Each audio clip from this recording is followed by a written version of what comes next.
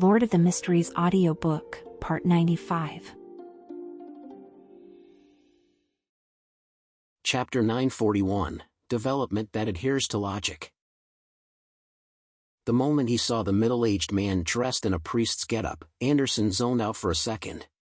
Following that, some shackles in his mind suddenly collapsed as countless memory fragments surged through an invisible barrier. It felt like long-suppressed feelings suddenly erupted.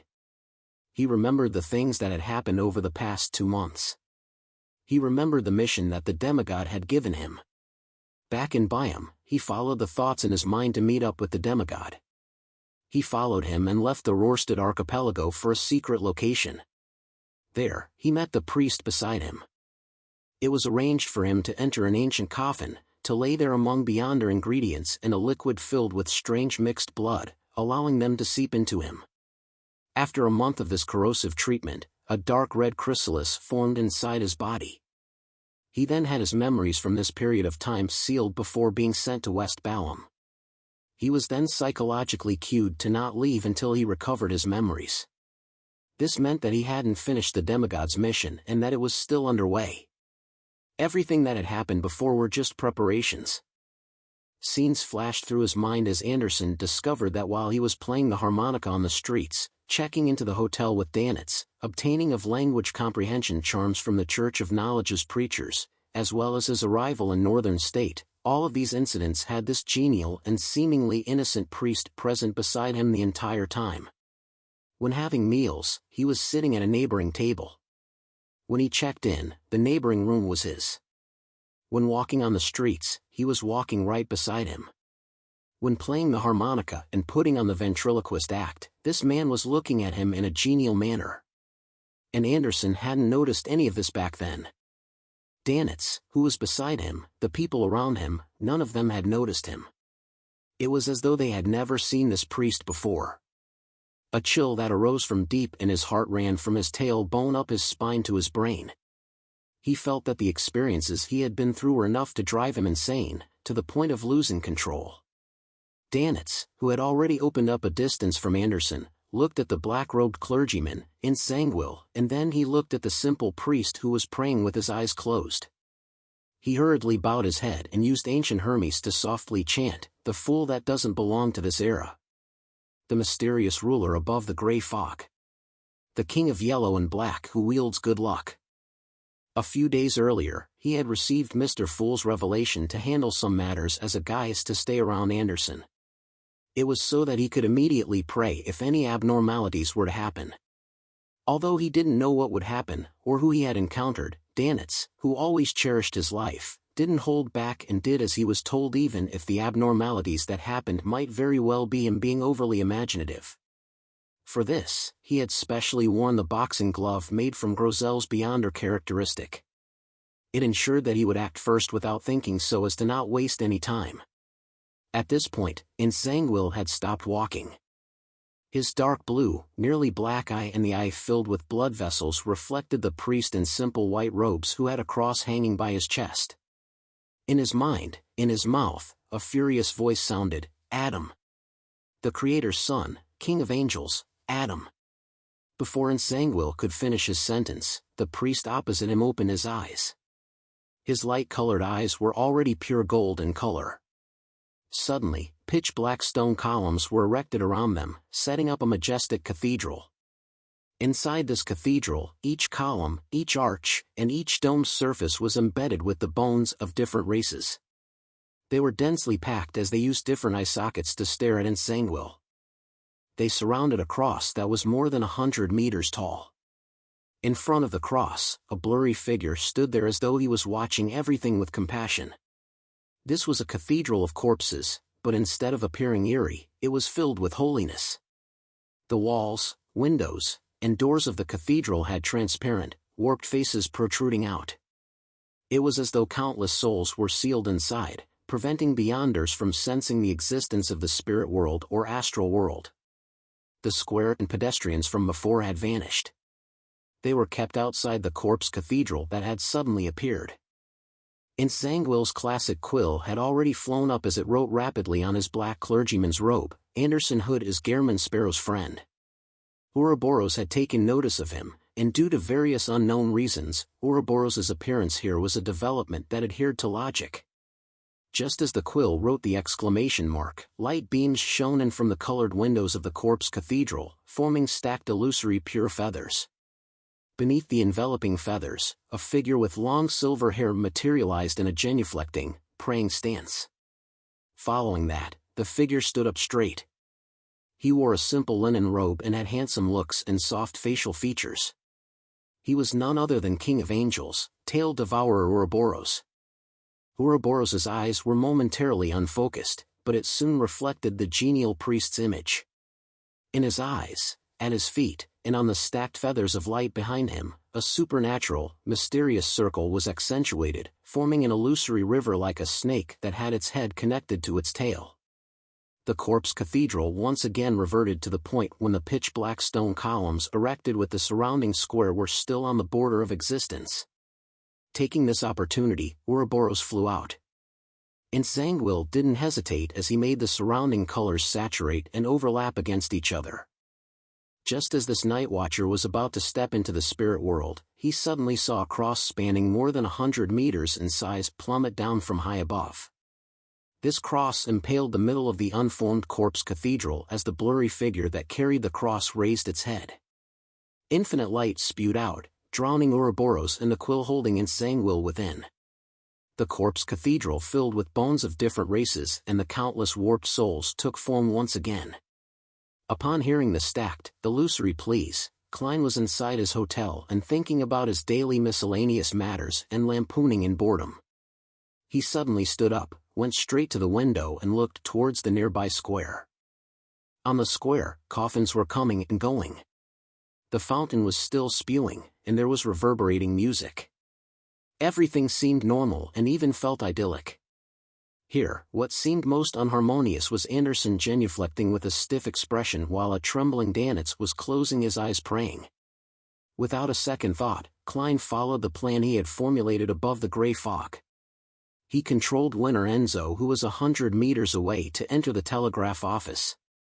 He had instructed Danitz to live beside a telegraph office. At the same time, he took out his adventurer's harmonica and blew into it. Rionette Tinker walked out of the void with the 4 blonde, red-eyed heads in hand. All 8 eyes turned to the square. For Leonard, Miss Messenger. He likely hasn't left your detection range. Klein took out a letter he had already prepared and a gold coin before handing it to Miss Messenger. What he said and did was akin to a marionette. He only followed the instructions he had prepared in advance. If he couldn't help think of something else, he would immediately use cogitation to divert his attention. This was the method he figured out from LotM on how to deal with 0-08. By doing the thinking above the gray fog, all he did was act according to plan in the real world. And in a particular prayer from Danitz, Klein had used the scene that appeared to observe Anderson, who was nearby. In the end, he discovered an unfamiliar priest who also felt familiar by his side. Thinking back to the psychology alchemists and the Twilight Hermit Order's hidden connection, and making the connection to the content in Emperor Roselle's diary, Klein immediately realized something. He was certain about what would happen next. The master of the Twilight Hermit Order, the son of the creator, angel of imagination Adam, was conspiring to obtain 0-08. This also meant that there was a high chance for Entangled to appear with Anderson as the target. Then, Klein redid his plan above the gray fog, pretending as though he had never noticed anything. He continued his state as a marionette in reality. One of Rionette Tinker's heads bit onto the letter as the 8 eyes looked deeply at Klein for 2 seconds. Klein nodded indiscernibly without a word, watching Miss Messenger return to the spirit world. In the Kukua telegraph office, Winner Enzo handed over the telegram, address, and Verl gold he had already prepared for the staff, urging them to send it immediately. West Balam, Northern State, Kukua. Entangled has appeared. The radio waves quickly spread, sending the message to the major bases of the Church of Evernight in West Balam and East Balam. East Balam. Why are you always active around the cathedral? Why don't you go further to carry out the investigations? Daly asked Leonard. Leonard thought and said frankly and seriously, awaiting news. Daly nodded and thought without prying further. She turned silent, no longer playing jokes on Leonard. It was as though she was waiting for something as well. Suddenly, Leonard's spiritual perception was triggered as he turned to look left. As a gatekeeper, Daly had already cast her eyes in that direction. A letter had appeared at some point in time, landing underneath a gas street lamp. Leonard didn't avoid Daly as he hurriedly picked up the envelope and opened it. The content of the letter was very simple. There was only one line: West Balham, Northern State, Kukua, Revival Square. Coordinates. Leonard's expression turned heavy as he turned to Daly and said, "Ma'am, please help me to cover my tracks." As he spoke, his left glove had turned transparent. He stuffed his right hand into his pocket and grasped the fate siphon charm. Daly fell silent for a second and said extremely seriously, "Bring me along. Back then, you managed to at least fight, but I didn't have the time to do anything." Leonard's expression changed as his mouth gaped slightly. Finally, without saying a word, he grabbed Daly's shoulder. The two then vanished from the rather empty streets. As he watched Miss Messenger leave, and once he confirmed that the telegraph office had at least sent one telegram, Klein immediately took 4 steps counterclockwise and entered above the gray fog. He directly sat at the high-back chair of the fool and beckoned for the tyrant card, the sea god scepter, and a silver-gray charm. Immediately, he was wearing a papal tiara with a papal robe draped over him with a bone scepter in hand. Amidst silver bolts of lightning, Klein spread his spirituality towards the point of light where Danitz was. Chapter 942, Deity's Curse. With Klein's spirituality making contact, the points of light suddenly expanded into a scene before his eyes. With his shadow cloak up, Danitz was praying with his head bowed in the corner of the square, chanting the fool's honorific name with ancient Hermes. Thanks to this, Klein could see an expanded area around him, and he began searching for entangled. Through the gray fog, everything he saw was clearly different from what he had previously seen. In the middle of the square, a pitch-black corpse-embedded cathedral had appeared at some point in time. It was dark inside, but there wasn't any signs of activity inside. Using this opportunity, Klein replied Danitz's prayer, "Leave the area. Find a hidden spot to hide in." As he spoke slowly, dressed in the papal tiara and dark robes, Klein raised his left hand and made the blue gems at the tip of the bone scepter light up. Sharp, jarring sounds immediately resounded in Revival Square in the real world as a sudden gale swept the area. It made the people who were spending their leisure time there or the pedestrians to leave quickly to head for shelter from the wind. Even Anderson, who had a frozen expression, recovered his usual insouciant attitude. Holding his abdomen, he quickly rushed out of the dangerous area. In a few seconds, Revival Square became extremely silent.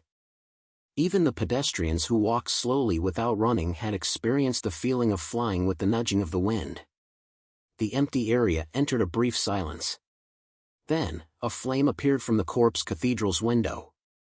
It grew in size and became increasingly blinding. Silently, the colored glass windows shattered as blinding white light that bordered on blue shot out like a meteor. This flaming light instantly crumbled, materializing into entangled, who wore a black clergyman's robe and had one dark blue eye and one eye covered with blood vessels. The moment this night watcher appeared, he couldn't help but open his mouth and scoff at the classic quill in his hand. "If a fool like you didn't listen to my suggestion, how could something like this happen? I'm not even sure what you're afraid of. If you had allowed me to pray to the Lord, allowing me to secretly return to the Rose Redemption and join forces with the Serpent, our preparations would allow us to set up a trap. Today, we will be the ones hunting Adam, and not the other way round." The seemingly dark and damaged quill immediately flew up and wrote on an empty spot of Entanguel's clothes. Due to a rage stemming from embarrassment, Sauron Einhorn Medici pushed the blame of this development to the quill of Alzahad, but in fact, it was he who was stopping himself from praying to the true Creator. Be it Sauron or Einhorn, neither one of them trusted this evil god. Today's development made this evil spirit's psychological dissociation to worsen. This is extremely reasonable. This is the diagnosis by the best, most professional psychiatrist. Entangled immediately frowned as he raised his left hand and pressed it to his head. His dark blue eye rapidly recovered its luster as the classically sculpted face turned extremely stern. At this moment, having escaped the corpse cathedral, he was no longer facing the square. Instead, it was flights of ancient stone stairs. They were leading to the peak of a towering mountain. Erected there was a huge cross with countless angels spiraling around it. At this moment, an exaggerated bolt of silver lightning tore through the overcast sky, smiting right down at Entangled. The sealed and strange space produced cracks. The fountain and its splashes appeared in his dark blue eye. Entangled's figure immediately vanished, leaving behind a blurry transparent spirit. The latter was struck by lightning and was instantly obliterated. This night watcher didn't have the luxury of time to consider what other lurking dangers there were. He took this opportunity to transform into a flame as he penetrated a crack and rushed out. To him, no matter what lay ahead of him, nothing was more terrifying and difficult to deal with than the son of the Creator, King of Angels Adam. Upon seeing the flame rise up from the square, allowing Entangled to escape the restraints of the illusory world and returning to his appearance with dark blonde hair and pale hands, Klein raised his head slightly and subconsciously sat straight. Countless scenes flashed across his mind, him having his heart penetrated, the pair of bright leather boots just before his previous death, Dunn Smith smiling at him with a wink of his left eye, and the Blackthorn Security Company which had been reduced to ruins. The corners of Klein's mouth quickly curled upwards as he revealed a comical smile. He then deeply muttered using ancient Hermes, misfortune. The silver-gray charm on his right palm suddenly burst into a gloomy black light. This was a charm of the misfortune domain. Klein made using Snake of Mercury will Septon's blood and precious metals by praying to the Evernight goddess. This was a present he had prepared for Entangled. This was an arrow of vengeance. This was a deity's curse. Klein immediately stood up, stretched his shoulders, and threw out his right arm, fusing the gloomy black light with the little powers he could stir from above the gray fog as he threw them at Entangled. Just as Entangled returned to Revival Square, he saw a dark black beam appear out of nowhere.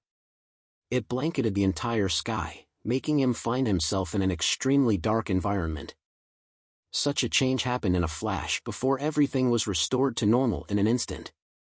Nothing seemed amiss, but as a night watcher who could give others a certain level of bad luck, Entangled acutely smelled the aura of danger. Without any hesitation, he reached out his left palm in a bid to use the evil spirit within him and his powers as a gatekeeper to enter the spirit world and flee. However, none of the surrounding bright flowers, pure white fountain, and dark black tiles had their colors saturate, much less become stacked. Entangled's spirit world traversal had become ineffective. The glint in his eyes froze as he seemed to understand the reason. It was because the evil spirit in him was having an internal struggle, thus, they wouldn't lend him their power. See? Everything would be fine if you had listened to me. Bullshit. I'd rather die than believe in the true Creator. What's the point saying all of this? Didn't you still end up the same as us, being made into a potion by a Lista tutor? So none of you are nervous at all? Didn't you notice that the curse clearly came with a deity's aura? That power was fundamentally very powerful. Our present condition doesn't allow us to avoid it at all. Haha, continue arguing. Go on. I'll wait to die with all of you. The veins on Entangled's forehead throbbed when he heard that. He was furious that Sauron Einhorn Medici would suddenly engage in an internal strife at such a critical moment. They didn't seem to notice the danger they were in at all. As a former archbishop, as a beyonder who had watched over the Church of Evernight's holy artifacts, Entangled didn't let his judgment become clouded because of his rage. He instinctively believed that the gloomy black beam had something to do with the Evernight goddess's authority over misfortune. He believed that Sauron Einhorn Medici's sudden fallout was clearly a result of this influence. Otherwise, it was impossible for the Red Angel evil spirit to break into a quarrel without concerning themselves with the situation they were in simply because of the quill of Alzahad's writing. He immediately turned around, quickly running towards another exit of Revival Square in an attempt to communicate with other spirits. He wished to borrow their powers to escape, however, there wasn't a single spirit around. At this moment, a figure stood in a hidden corner of the open square. He was a mixed blood with parents coming from Lowen and Balaam. He had a fleshy face and baggy clothes. On his waist hung a rapier. It was Admiral Hel Ludwell. This was a marionette who usually didn't have any thoughts. After throwing out the deity's curse charm, Klein followed his plan, returned to the real world, and made use of the two marionettes. As he made Enzo find a corner, he took out the items he prepared, set up a bestowment ritual, and controlled Admiral Hel to walk to a secluded spot to face Ensangwil. This Admiral Hel, who looked nothing like his original self, raised his right hand, allowing his arm and fingers to rapidly turn incorporeal as they extended towards the target.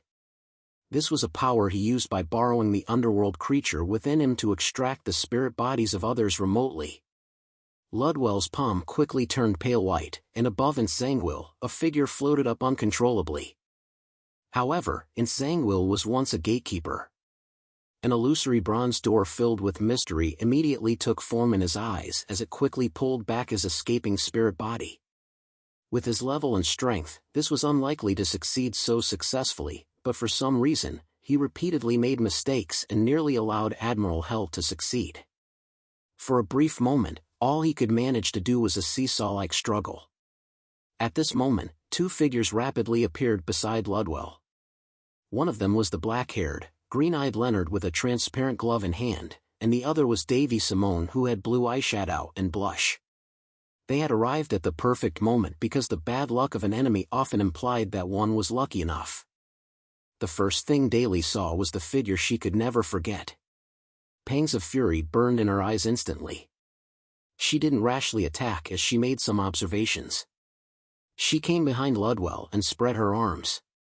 A bronze door filled with countless strange patterns immediately descended and creaked open a gap. This was a door that led to the underworld. It was a door filled with allure to all undead creatures. An indescribable and terrifying suction force came out of it as the figure above Ensangwil's body completely separated from him. It was a translucent man wearing blood-stained black armor. He was young and handsome with red hair. His face had terrifying signs of decay, and at his glabella was a flag-like mark. This young man wasn't too surprised about being separated from Ensangwil. Instead, he sneered. "We sure are unlucky today. We have already died together once, so is there a need to do so another time? Especially when we're being controlled by such a weakling?" A bloody gap appeared on his upper left cheek as it opened and closed. "Alright, let's clear out the surrounding trash." Before the sentence was finished, the man in blood-stained black armor reached out his palm and drew out an illusory sword with dark red rust stains from his body. A terrifying suppressive force easily allowed the evil spirit to free itself from Ludwell's and Daly Simone's extraction. It swooped down in an attempt to return to Ensangwil's body. At this moment, a hoarse voice sounding as though it held sandcloth in it. Admiral Hel Ludwell had chanted in ancient Hermes, "Fate." Chapter 943, the Third Act. Fate. In the awkward-sounding voice, the spots where Admiral Hel Ludwell and Nightwatcher Ensangwil stood turned dark as if they were covered by two black clouds. Fate Siphon Charm.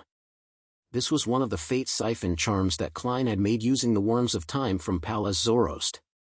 To make plans without 0-08's knowledge, he had kept himself hidden behind the scenes the entire time. Not only had he lent creeping hunger to Leonard Mitchell, he had also given the Fate Siphon charm to his marionette. Hence, the one who was possessed by the evil spirit had gone from Ensangwil to Ludwell.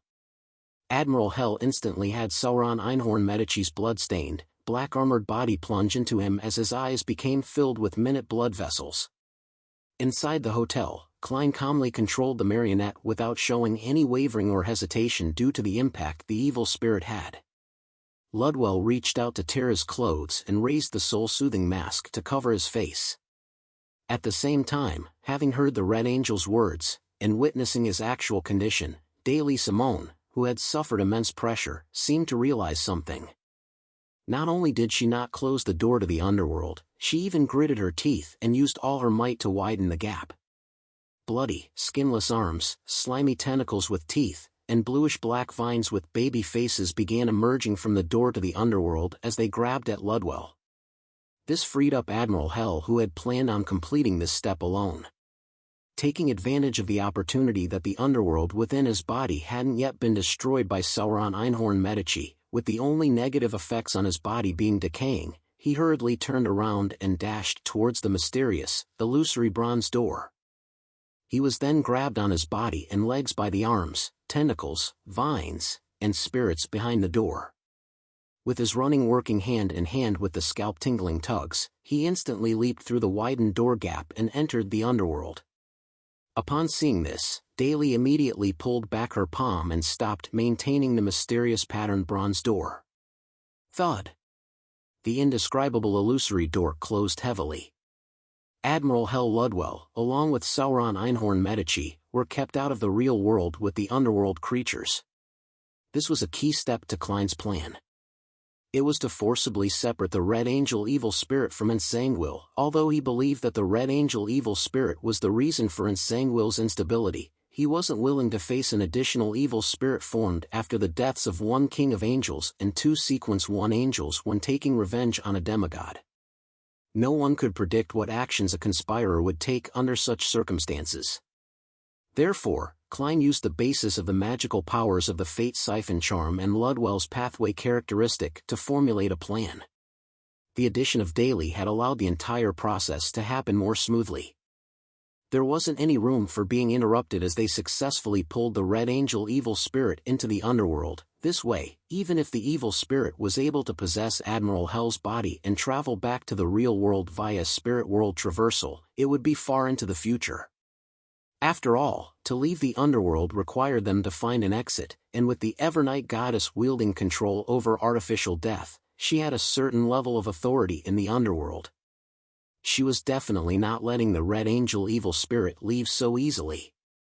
Sacrificing a marionette, a high-level charm, and two mystical items in exchange for removing the Red Angel evil spirit from the battlefield was heart-wrenching for Klein, but it was definitely worth it. As for the misfortune on Ensanguil, on the one hand, it was a continuous state and not a short-term affliction, and on the other hand, he had suffered from Deity's curse.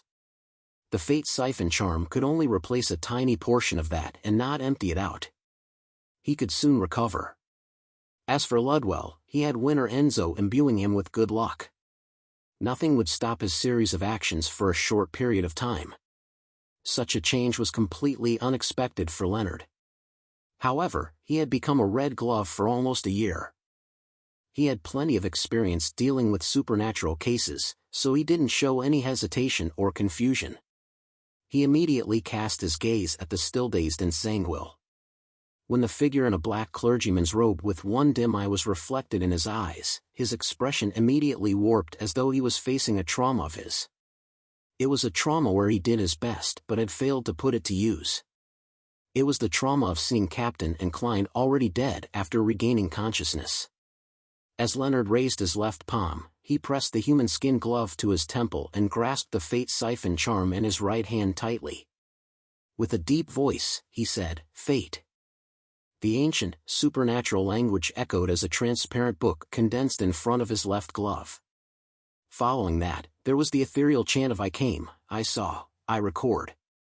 Bolts of bright, blinding silver lightning blasted down one after another as they instantly devoured Leonard. Lightning storm. This was akin to Leonard holding a revolver to his temple before pulling the trigger. He was committing suicide, but at the same time, he was using the Fate Siphon Charm. This would transfer such a fate to Ensanguil. This was the best solution he could think of when using the Fate Siphon Charm and creeping hunger. It required immense courage. Countless silver lightning swept over, shattering the surrounding darkness. Leonard Mitchell immediately snapped awake and found himself still standing at his spot. His left hand had yet to rise, and his right hand had just grabbed the Fate Siphon Charm. Whatever he did was just a dream. At this moment, in Ensanguil's dark blue eyes, darkness was slowly swirling. It was as though it was saying, "When did you get the misconception that you aren't dreaming?" In fact, long before Sauron Einhorn Medici had been extracted from his body, he had already created a large-scale dream in an attempt to pull all his enemies in. Unfortunately, the man with a rapier was in no way affected. He easily escaped and ended up destroying the dream, reducing its effects to nothing. As the ability to detect danger which was gained from one's spiritual perception feedback was that obvious, and with the possibility of the conflict between the two kings of angels behind him spilling over at any moment, Ensangwyl didn't hesitate to create a large-scale slumber effect while pulling Daly Simone and Leonard Mitchell into a dream. Right on the heels of that, he picked up Quill of Alzahad and rapidly wrote on his sleeve, "Ensangwyl was in optimal condition today." He could effectively control his mythical creature form, therefore, he didn't hold back and used all his strength to escape the area. As he finished writing the sentence with the quill, Ensangwyl's body began transforming. His eyes instantly turned black as though it was tainted with ink. The fine patterns around him began to extend, forming strange and distorted mysterious symbols. At his waist and ribs, his clothes swelled as four skinless arms grew out from squirming flesh. They were covered with blood vessels.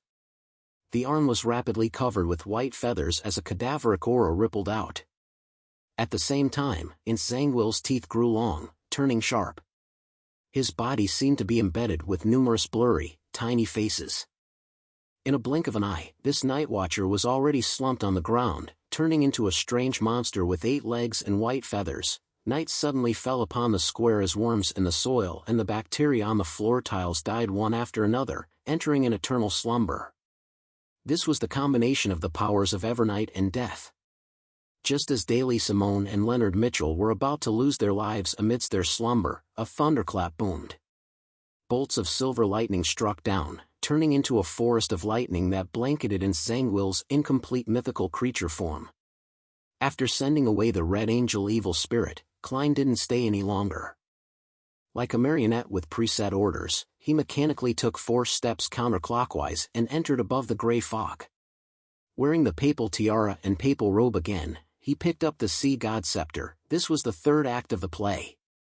With 0-08 exhausted by Adam, and with the Red Angel evil spirit separated from Ensangwyl thanks to the Fate Siphon charm, he had to face the Sea God's wrath as a sequence 4. Klein knew that he didn't have the strength to directly fight a demigod.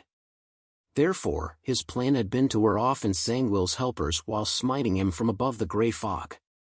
It was akin to the sea battle with the demigod, Kona's Kilgore, who was from the Black Emperor pathway back then. Even if he couldn't complete the kill due to a demigod's potency, he could stall for time until the Church of Evernight's archbishop or high-ranking deacons with sealed artifacts arrived. In this plan, there were 2 uncontrollable parameters. First, it was unpredictable how much influence 0-08 had towards the end.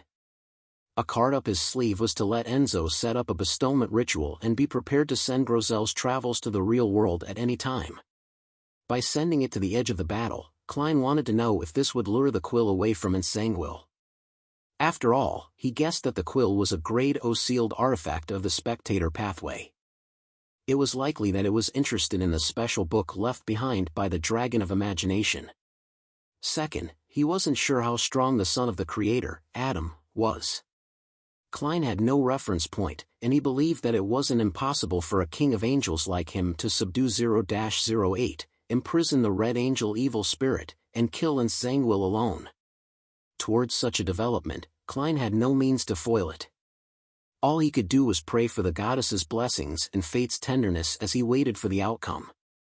Rumble. The lightning forest smote down, bringing with it intense destructive auras. At this moment, pure darkness surged out of the gaps in the lightning, devouring all of the silver-white swath. Right on the heels of that, Ensangwyl's 8 legs moved rapidly as he ran out of the area. He couldn't find a target of attack, nor could he lock onto the enemy that had cast Lightning Storm. Holding back his furious emotions, he ran towards buildings along the perimeter of the square, leaving shadowy afterimages behind. However, amidst booming thunder, terrifying lightning bolts smote down one after another, trapping Ensangwyl inside the square.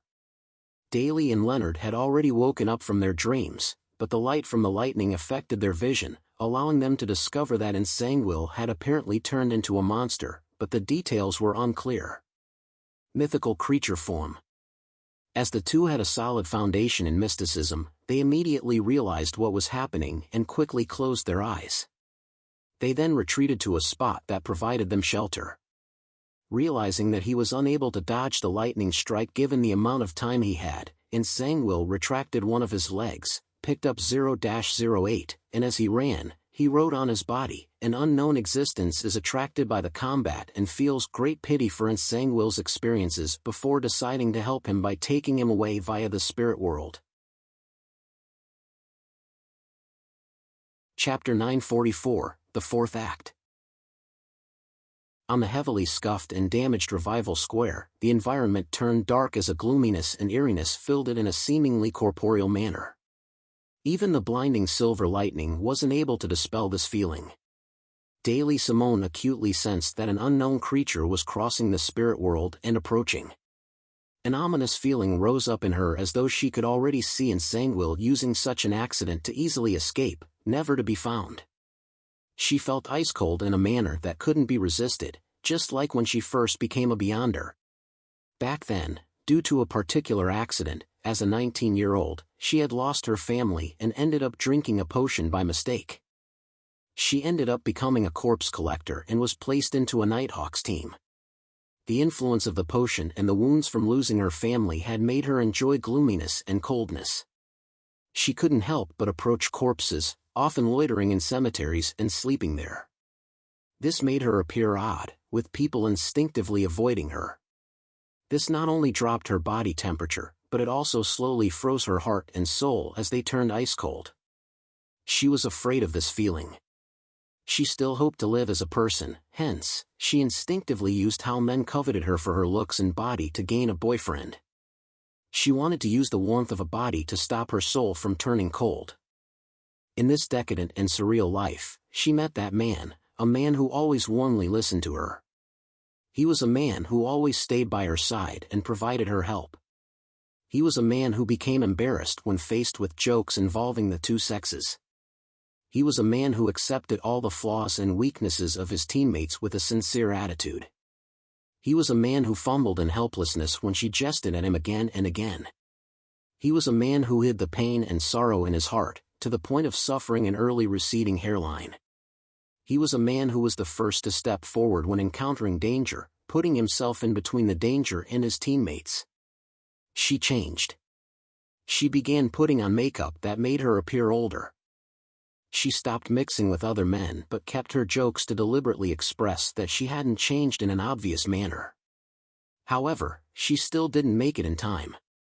She didn't manage to witness the man master the acting method, digest potions, and advance to sequence 6. She didn't manage to see him reach out his hand to invite her to an opening dance or be able to participate in his final battle. She didn't manage to tell him her feelings in time. I was wrong. I failed to do anything in time. Today, I'm not having it repeat again. Daily's expression turned sorrowful as the corners of lips curled bit by bit with tenderness and sweetness. With her eyes closed, she suddenly pulled out a small metal bottle from a hidden compartment. She threw the stopper and gulped the liquid inside. Her blue eyeshadow and blush instantly brightened, and even her skin turned slightly translucent. Her coiled-up hair was instantly released, pushing her hood back as they fluttered. Spirit wandering the void, higher-order creature that leave one with awe, the unforeseeable creature, Daily chanted with simple and forceful ancient Hermes, I shall sign a contract with you in my name, pray that you leave this place. Behind the 8-legged, the white-feathered Entangled, a figure appeared. It was a blood-colored piece of flesh with countless eyes on it and arms of different races. Just as it was about to grab Entangled and drag him into the spirit world, it suddenly paused. It then turned its gaze towards Daily Simone. Pitch-black snake-like scales instantly appeared on Daily's skin, and within the gaps of the scales, white feathers grew. Her knees buckled as she knelt down in pain, but she ultimately maintained her spirit-channeling posture. That quill began writing autonomously on Entangled's body. the unknown existence descended upon Revival Square and was just about to take Ensangwil away, but no, it was attracted by Daily Simone. Its sense of aesthetics was inclined towards humans. Oh no, it abandoned Ensangwil. It decided to listen to Daily Simone's suggestion and ended up leaving. How surprising that when it came to spirit channeling, Ensangwil, a demigod, would actually lose to Sequence 5 Daily Simone. Although this lady had consumed the flower of spirit and paid an immense price, she had little chance to defeat Ensangwil, who was barely using the quill of Alzahad. Ensangwil was just too unlucky. He actually encountered a matter with nearly zero probability. Amidst the lightning strikes, blood-red beams lit up in Ensangwil's pitch-black eyes that were covered with mysterious symbols before calming down. His hand which held the quill wrote on his body once again. Another unknown existence was lured into the vicinity and attempted to enter the real world. Just as he wrote that, the quill suddenly paused as it continued writing, "Incoming. Incoming." No, she was Rionette Tinker. No, Rionette Tinker chased away all the surrounding creatures in the spirit world. She gave Ensangwil a glance, looked away, and left, continuing her patrol of the surroundings. Ensangwil is too unlucky. Just too unlucky. Ensangwil's rapidly moving body suddenly paused as though he had suffered a terrible blow. Boom! A thick bolt of silver-white lightning smote the 8-legged monster. It sent Ensangwil flying up as he let out an inhuman cry. In his pitch-black eyes, the blood-red beam spread out like an explosion, turning into two bloodthirsty, cruel, and maniacal blobs of light. Ensangwil could no longer control his emotions and maintain a good state of mind. He lost most of his reason. The more the slightly damaged quill wrote, the darker it became until it slowly stopped. With a scream that left one with goosebumps, an endless darkness blanketed the area, pulling Daily Simone and Leonard Mitchell into a dream. However, the thunder booms and lightning snapped the dreamers awake. Ensangwil took a step back with his 8 legs, leaving behind an afterimage in his spot. He rapidly ran towards Daily Simone, who was on the brink of losing control, hoping to rip apart the Nighthawk who had foiled his plans for escaping. Boom! Boom! Ridiculous bolts of lightning blasted down, stopping his attempts to escape. Boom! Boom! The 8 legs that were covered with white feathers, which now had signs of being charred, moved one after another as he kept his body low while he circled the square, dodging the lightning in search for an opportunity to kill Leonard and Daly. With time, he realized there was a problem with the remaining reason that he had. The frequency of the lightning was dropping. The person that kept casting lightning strike had apparently reached his limit, and his spirituality was almost drained. Ensangwil's heart stirred as a cruel smile was plastered across his face. He ran at high speeds as he muttered in ancient Faesac, "All of you will die." He had apparently forgotten of his need to escape. "All of you will die." Leonard Mitchell could do nothing despite hearing that sentence. It was because he couldn't even open his eyes. He couldn't determine where Ensangwil was, nor use his spirituality to lock onto him. At this moment, he felt as if he had returned to Tingen, back to the Blackthorn Security Company, back to the day where they engaged Megos in an intense battle. He had returned to the time when he was weak and helpless, unable to stop anything himself. Back then, he clearly wanted to help Captain and Klein. Despite overcoming his horror, despite having Old Man to provide him with help, he quickly fainted due to his low sequence and lacking strength, thus, failing to participate in the subsequent battle. All he could do was wake up to see 2 corpses and use the pain of meeting family members to resolve the blame he placed on himself. He always cherished his leisurely life in Tingen City, the feeling of not needing to take any responsibility as if he was the protagonist. However, the more he cherished those memories, the more he hated his former self, wondering why he hadn't worked harder.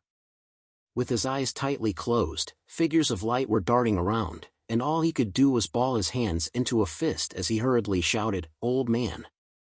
Old Man!" This time, there wasn't any response in his mind. No one provided him any help, as Palaz Zoroast was still in a deep sleep. Leonard's breathing turned heavy as he couldn't help but move his head from side to side with the darting of the light. Then, with a slightly hoarse voice, he shouted in clear anxiety, "Old man! Old man! Old man!" His voice gradually softened, drowned by the thunder. Leonard hung his head bit by bit, his face filled with shame and pain. His lips quivered as he relaxed his hand and gripped it tight again. His entire body froze for several seconds. Suddenly, he wore a firm expression. With a grimace, he opened his mouth and chanted softly in ancient Hermes, "The fool that doesn't belong to this era. The mysterious ruler above the gray fog. The king of yellow and black who wields good luck." Just as he said the prayers, he magically saw a scene in his mind. Entangled, who had seemingly turned into a spider or some deformed feather wolf, was running frantically and dodging the lightning strikes. From time to time, he attempted to attack him and Daily Simone. And unlike normally, Ensangwell's figure appeared rather blurry in this scene. It was almost completely represented by red light, and it could only be used to determine his location. Leonard was first taken aback as he immediately laughed. Teardrops flowed down as he laughed. Without any hesitation, he raised his left palm, pressed the glove to his temple, and then tightly gripped the fate siphon charm with his right hand. Fate! The incomprehensible, mysterious word in ancient Hermes resounded as a transparent book appeared in front of Leonard. It flipped to a page amidst the ethereal chanting of "I came, I saw, I record," as he locked onto the 8-legged monster with white feathers growing all over him. Silver bolts of lightning blasted as Leonard Mitchell threw out the charm with a hideous expression, shouting, "Die! Entangled!" He had waited to say this for a very, very long time. He had played the scene in his head so many times. Chapter 945, The Story's Ending. The moment the fate siphon charm left Leonard Mitchell's hand, it vanished into midair, its whereabouts unknown. It cloaked the spots where he and Entangled stood in darkness. Even the burgeoning silver storm was unable to illuminate it. At that instant, Leonard felt the surface of his body turn numb, as though lightning was leaping over it, creating a slight stabbing pain, one that would completely pulverize his body at any moment. But following that, he didn't get bombarded with irresistible pain, as though nothing had happened. No, something did happen. A bolt of lightning smote down at him as if it had bared its fangs, shattering the ground and charring the soil. Klein had personally redirected his casting of Lightning Storm from Entangled when Leonard Mitchell used the Fate Siphon charm. Ah! A shrill scream sounded as the rich darkness around Entangled failed to dissipate the storm that was formed from a mesh of silver lightning bolts. His body was swept into the heart of the storm. He had suffered the fate of Leonard Mitchell being devoured by the lightning storm ability. Boom! The thunder boomed deeply as the lightning forest quickly dissipated, but before the lightning storm came to a complete end, more bolts of silver lightning smote down from the sky, causing a new wave of attacks. Boom! Boom! Boom! The wrath of a thunder god smote down again and again as the lightning's frequency returned to normal. There weren't any gaps in between. Even though there were waves of darkness surging out from Ensangwell's position, they were unable to obliterate the silver swath. After a few lightning storms, the blinding light finally dimmed. The minute bolts snaked around weakly. Ensangwell remained standing there without collapsing. However, his head with pitch-black eyes, blood-red halos, and mysterious symbols had cracked. The flesh inside the cracks was charred black as a grayish-white liquid seeped out.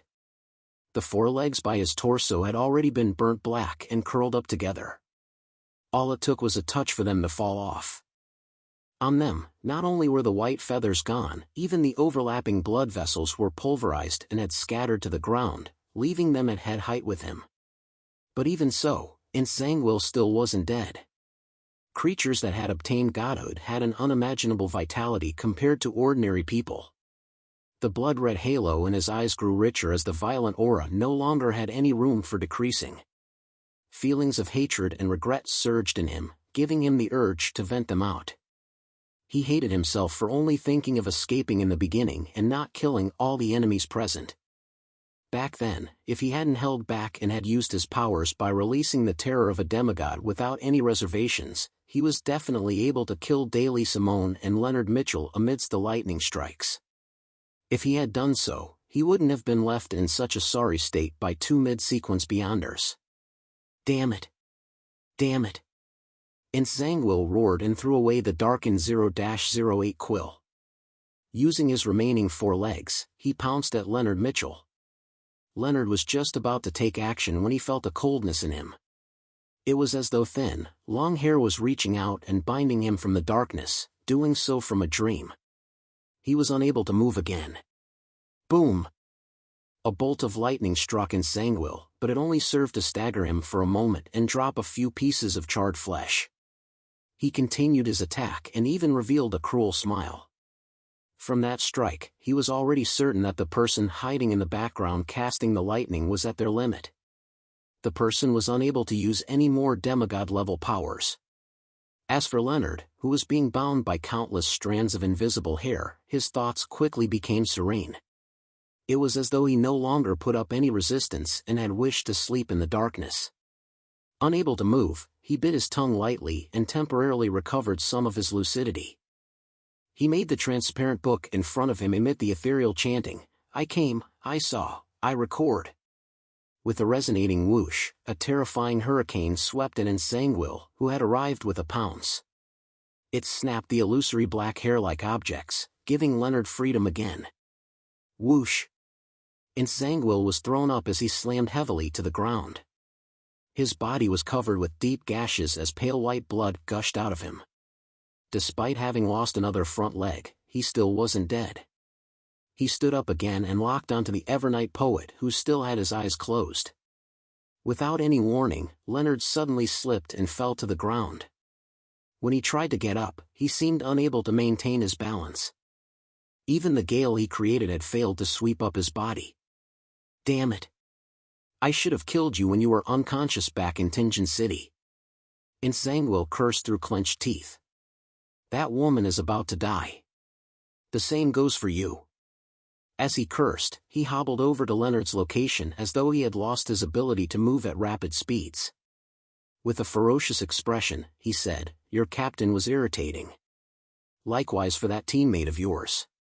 All of you are the same. After I kill you, I'll leave this place and return to Tingen to dig up their graves."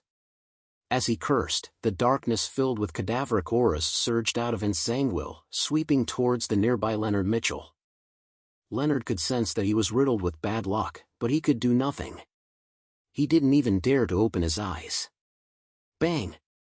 Amidst a gunshot, a pale golden bullet pierced through the thick deathly darkness, bringing out blinding sunlight, terminating the abnormality within. Pah! Tarot cards flew over, stabbing into the ground at different spots. One of the cards landed in front of Leonard as it burst into scarlet flames. Amidst the flames, a figure wearing a half-top hat and black suit walked out with a revolver in hand.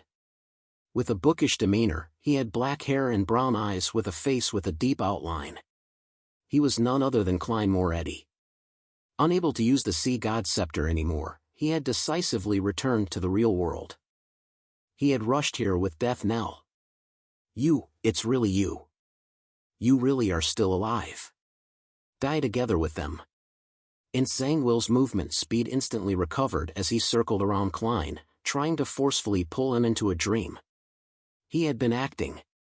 However, Klein was completely unaffected. He didn't show signs of falling asleep as he raised his right hand and pulled the trigger as though he had foreseen it. Bang! Entangled was thrown to the ground by a powerful impact. The cracks on his head widened. "That shot was for Ma'am Daly," Klein said in a deep voice as he snapped his fingers. Using the flames that burst up, he flashed to the side of Entangled. Entangled's eyes protruded out. As he moved at high speeds, he released bad luck in a bid to influence Klein, but it was completely useless.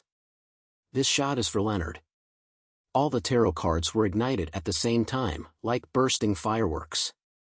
Klein flashed behind Entangled, cocked the gun, and relying on his intuition, he pulled the trigger. Bang! Pale white blood spurted out of Entangled's left leg as it broke. His running came to an abrupt stop as he even failed to maintain his balance. Using the burning tarot cards, he repeatedly cast Flaming Jump, preventing himself from entering the influence of the black hair. This shot is for Megos. This shot is for the Keepers. This shot is for the destroyed Blackthorn Security Company. This shot is for all the Nighthawks. This shot is for me. Amidst the gunshots, Klein kept pulling the trigger and did the corresponding reloading as he shot demon-hunting bullets. He blew through another of Entangeled's legs, blasting open his forehead, causing his roars to turn into a whimper until he fell onto the ground. Finally, Klein flashed in front of Entangled. He then held Death Knell to his face. At this moment, mysterious patterns accentuated Entangled's almost cracked head, creating an immense impact. He still had the ability to resist. He was waiting for him to approach and then use his mythical creature form to turn the tables. However, Klein's brown eyes continued looking at him without reflecting anything. He thrust Death Knell forward and pulled the trigger. Bang! Entangled's head completely exploded, and like a smashed watermelon, the fragments and the juice splattered everywhere. Death Knell had sounded the knell for him. Klein raised his left hand and rubbed away his two eyes. The real eyes that had beneath were moved back to their original spots. His brown eyes had blurred up. He curled the corners of his mouth bit by bit and said to the already dead Entangled softly, "This shot is for Captain." He didn't give Entangled a chance to leave any last words. He had no wish to know what bitter past the latter had experienced. He then took out one remaining tarot card from his pocket and threw it on Entangled's corpse. It was an inverted the star card. At this moment, a figure appeared not far from him. He bent down and picked up the darkened quill. This figure wore a simple white robe and had a pale gold beard that covered half his face. On his chest hung a silver cross as though he was the most ordinary priest, but he was the king of angels, Adam. Adam looked at Klein and said with a genial smile, "Unfortunately, I failed to retain the snake." He looked at the quill in his hand and then at the tarot card. He smiled and added, "A price is always exacted for what fate bestows one, isn't that so?" With that said, he turned around and slowly disappeared from the ruined square with each step he took. He left the following words as though he sang it, under the witness of a spectator. Klein Moretti completed a grand performance, directing a magical murder. With that, he managed to digest his potion with enough energy left to attempt an advancement before the curtains fell. Klein didn't take in the feeling of his marionettist potion's digestion and the corresponding feedback. With a flaming jump, he arrived in front of Daily Simone. The lady was already on the brink of losing control. She said in a daze, "I don't want to become a monster." "All right." Klein looked at her with a sorrowful gaze as he quickly thought of the means to rescue a rampager. He had considered getting her to chant the fool's honorific name before pulling her spirit body above the gray fog, but with her body already mutating, it was apparently useless. The only way was for Daily to choose to remain there forever. As for the flower of blood, it was also unable to resolve such problems. Daily smiled with great difficulty as she resisted the white feathers and pitch-black scales that kept growing out of her. "So it's you. Didn't you ask me why I didn't take the initiative to confess to Dunn, to throw him in bed?" She gasped for air and said with a bitter smile, "I had indulged myself too much in the past. He was a conservative man. I felt inferior." She couldn't hold out much longer, with the outcome of her becoming a monster happening at any moment. At this moment, she heard Klein Moretti reply, "Captain actually liked you too, very much. Because you were too outstanding and young, he felt inferior as well." Daly smiled as her blurry gaze saw a man in a black trench coat with a receding hairline. He had dark gray eyes. She watched as he pressed his hand to his chest, bent down, and reached out his palm to invite her to a dance. She reached out her hand as her thoughts turned sluggish. The gray-eyed man in a black trench coat pulled up Daly, whose mutation was slowly fading away. Under Leonard's watch, they danced a brisk dance in the destroyed square with the fountain spewing water everywhere. One material after another flew out. There were golden grapevines and a rather ugly rubber mask. Under the guidance of spirituality, they slowly mixed together and entered a small metal bottle. Amidst the beautiful dance, Daly leaned forward gently, resting herself in Dun's embrace. Klein held the potion bottle, brought it to his mouth, and downed it. Chapter 946, A Bestowment or a Curse. The ice-cold potion slid down his throat, bringing Klein numbness, one that reached deep into his soul. He had already stopped dancing. His mind seemed to be lifted as though he was high in the air, looking down at the ruined Revival Square, at Kukawa City which had been left in shambles by the repeated lightning strikes.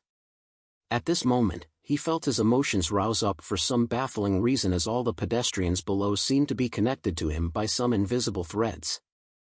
They could be happy, angry, or sad, making all kinds of actions based on his directions. Klein often had such feelings recently.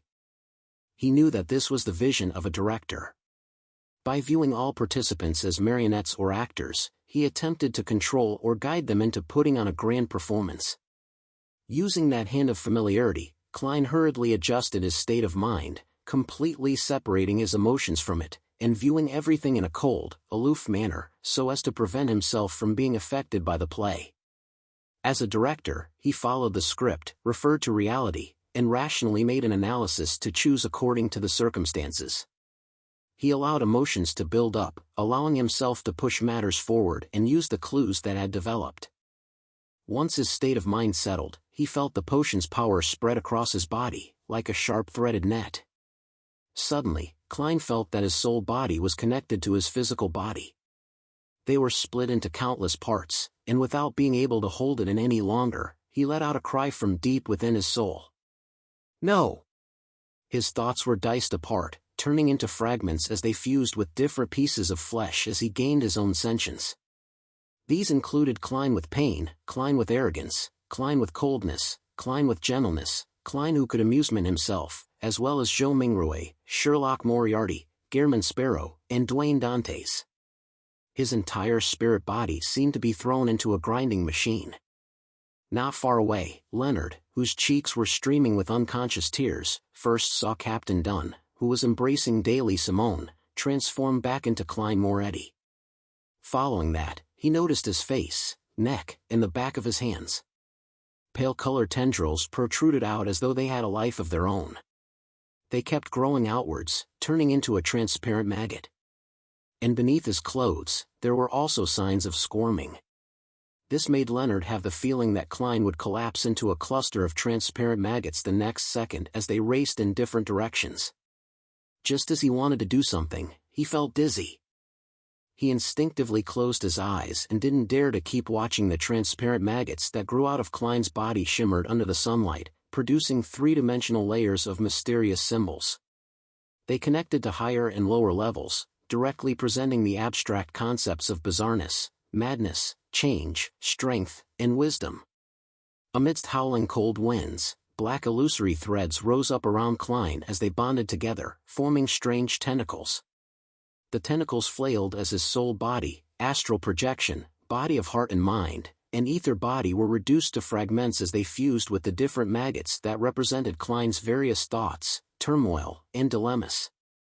As they wafted between them gently, they seemed to fly up to an infinite height where there were countless illusions hugging huge distorted buildings. They were either playing wind instruments, giving speeches, growling, or raving. Amidst Klein's countless chaotic senses, everything around him stacked together as though they turned into the spirit world. However, there were living people coming and going with the stars shining upon them. At this moment, the fragments filled with thoughts had similar memories appear fresh memories. It was of King of Angels Adam praying with his eyes closed. It was the scene of his shocking appearance. It was him using death knell against Ensanguil as he pulled the trigger to blast open his head. It was when he revealed his clown smile, saying in a deep voice, "This shot is for Captain." It was when spectator Adam used an extremely clear and innocent eye to take in the ending of the performance. It was of him turning into Dunn Smith, inviting Daly Simone to dance the closing dance. They were all so fresh on his mind, especially the gaze of a spectator. There was a seemingly corporeal feedback that felt like a magnetic force. It made Klein gradually discover his sense of self-awareness once again. Who am I? This was a question that Klein had an answer to when he was still a faceless. He didn't need to think too much about it as he quickly understood his identity, a person from Earth, a person who had been reconstructed from Klein's memory fragments, a person whose experience as a Nighthawk deeply influenced him, a person who played safe and was afraid of danger, but was able to persist and give up everything, a guardian and a miserable wretch. Strange sensory organs that didn't come from the body of heart and mind or soul body were extracted bit by bit from the fragments, condensing Klein's new thoughts, coldness, calmness, spectating, and overlooking. They were thoughts that allowed him to view the world from even more angles and dimensions. He knew that this could possibly be godhood. Without putting up any resistance, he chained the original spirit body fragments with black threads, allowing him to slowly take form again. At this moment, he realized the purpose of the advancement ritual. It was a mark, an anchor. Compared to other pathways, the Bizarro sorcerer, who experienced the fragmentation of their soul bodies, required an anchor much earlier. However, this didn't require the support of any faith. On the contrary, faith was a numerous and jumbled affair with too many personal feelings involved. During the fragmentation during this ritual, it easily wiped away the humanity of the advancer who was only sequence 5, leaving behind godhood. A grand and profound performance under the watch of countless spectators was enough to make up this anchor. Although the spectators were few in number, as the pinnacle existence of the spectator pathway, Adam could match thousands of ordinary spectators. He could even imagine a theater of spectators to create the effect. With his entire body taking form, all kinds of knowledge surged out from the depths of his demigod spirit body, embroiling Klein's mind and giving him an indescribable impact. It felt as though his brain was about to explode. However, with some level of godhood and his rich experience, he could view this in a detached manner and rather easily pass through the stage. The transparent maggots on his face, hands, neck, and beneath his clothes returned into his body, turning back into the black-haired, brown-eyed Klein Moretti. Looking at Daily Simone, who was still in his embrace and slowly turning cold, he lifted her up and walked to Leonard Mitchell. He bent down and placed her on the ground. Daily no longer had pitch-black scales or white feathers. She had been restored to normal and her eyes were closed. The corners of her mouth were curled up like she was having the deepest and sweetest dream. Klein stood up and looked at Leonard, who had opened his eyes again, and said heavily, "She has returned to the goddess's kingdom, just like Captain." He had turned her into a marionette to reverse Daily's mutation, allowing her to die like a human before releasing his control over her. Leonard tried to force a smile as he whimpered a sound of acknowledgement. Tears were streaming down his face. Klein gently nodded his head. To her, this might not be the worst outcome. She returned as a human to the embrace of a deity she believes in, and that's where Captain and the others are. As he spoke, he subconsciously and sincerely raised his right hand and tapped his chest 4 times in a clockwise fashion. Leonard instinctively drew the sign of the crimson moon. He was momentarily taken aback as his expression turned odd. Klein surveyed the area and said, "Take Ma'am Daly back with you to East Balham. Make it known that she died due to Nsangwil's attack and had made exceptional contributions in causing Nsangwil's death. Don't worry, no one will investigate you. Of course, you can take this opportunity to leave the red gloves." I'm used to the church," Leonard said heavily. Klein took off his hat and bade farewell with a bow. Holding his hat, he turned to walk to Nsangwil's body and took a card that had a chariot and a red priest on it. The red priest wore the face of Roselle Gustave. Leonard's lips quivered as he suddenly asked, Aren't you returning to the church?" Klein didn't turn around as he wore his silk top hat and headed for another exit of the square. After a few steps, he paused and replied to Leonard with his back facing him, "I can't return anymore." "Can't return anymore." Leonard stared in a daze as the familiar figure gradually distanced himself and vanished. After a while, a few beyonders flew to Revival Square. One of them was wearing the clergyman robes of the Church of Evernight. She had a head of beautiful raven black hair and an exquisite face. No one could tell her age, because no one cared. They could only notice the eyes that seemed to contain countless stars within. This lady was floating in midair as she looked at the square. All she saw was Ensanguil's sorry corpse that could hardly be recognized. Covering his cracked head was a commonly seen tarot card. It was the star. Above the gray fog, Klein placed the red priest card by his left hand and closed his eyes to rest for a moment. He had a basic grasp and understanding of the powers of a bizarro sorcerer. On the one hand, he could transform into animals that weren't too disparate in size. In a spirit body state, he could completely ignore this point. He could transfer wounds from either himself or others onto a paper figurine. He had also gained the enhancement of the flaming jump ability that now spanned nearly 1,000 meters. The might of air bullet reached that of a cannon. On the other hand, he could now obtain initial control of one's spirit body threads in 3 seconds. He could turn a target into his marionette within 15 seconds. His control range was 150 meters. At the same time, he could switch spirit body threads, allowing his marionette to obtain all his beyonder powers. Within 1,000 meters, he could switch locations with his marionette as he wished. Due to this point, and the maggots he separated as a mythical creature form, as well as the disguise from the spirit body threads, Klein obtained a higher level of body doubles. This also meant that, as long as any one of his marionettes were alive, a bizarro sorcerer would never die. The enemy often found it difficult to know if the one killed was the bizarro sorcerer or his marionette.